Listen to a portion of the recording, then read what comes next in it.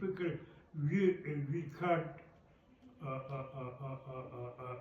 know the exact village's name. All the villages name has written have written by him in Tibetan.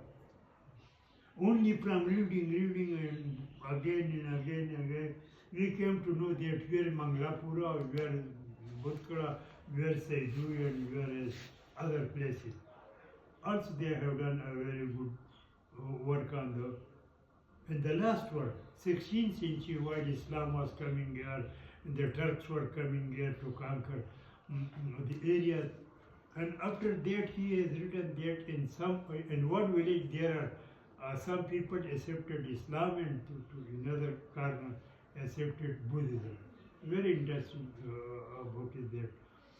Therefore, we want to make this include